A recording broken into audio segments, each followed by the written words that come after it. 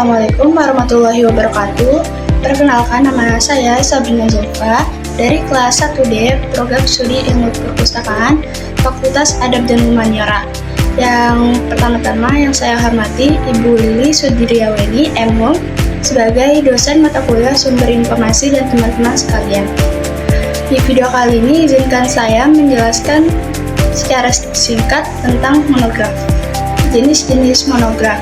Jenis-jenis monograf itu ada dua, yaitu textbook dan referensi.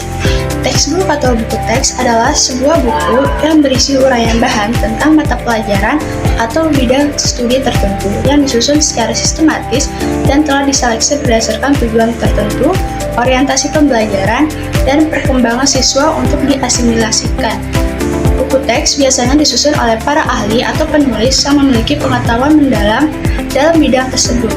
Buku teks biasanya dipinjamkan kepada siswa oleh sekolah, namun di universitas atau di perkuliahan itu mahasiswa harus membeli sendiri buku teks yang mereka butuhkan atau meminjamnya dari perpustakaan. Selanjutnya yang kedua itu referensi.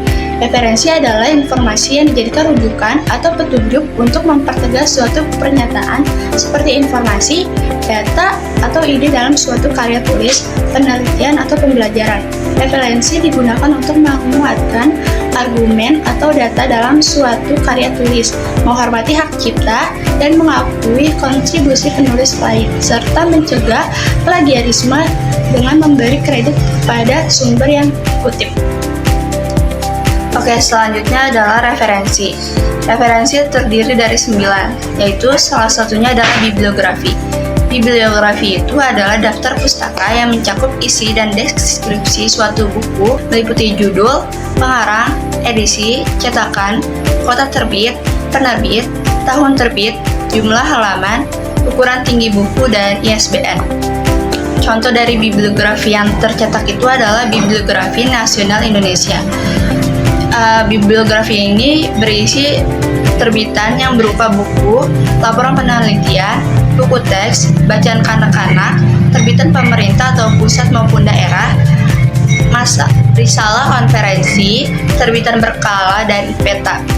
Buku ini disusun berdasarkan 3 bagian, yaitu yang pertama bagian klasifikasi, yang kedua indeks pengarang dan judul, dan yang ketiga indeks subjek.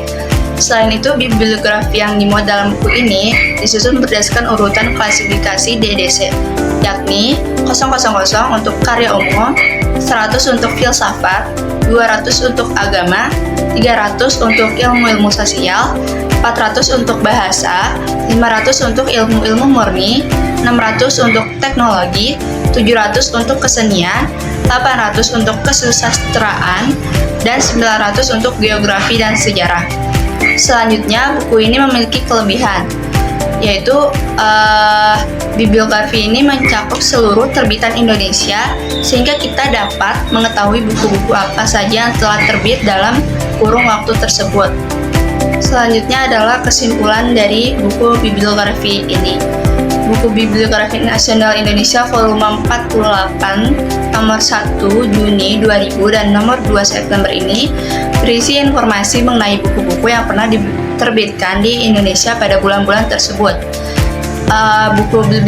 Buku bibliografi ini dibagi menjadi 3 bagian, yakni bagian klasifikasi, bagian indeks pengarang dan judul, serta bagian indeks subjek.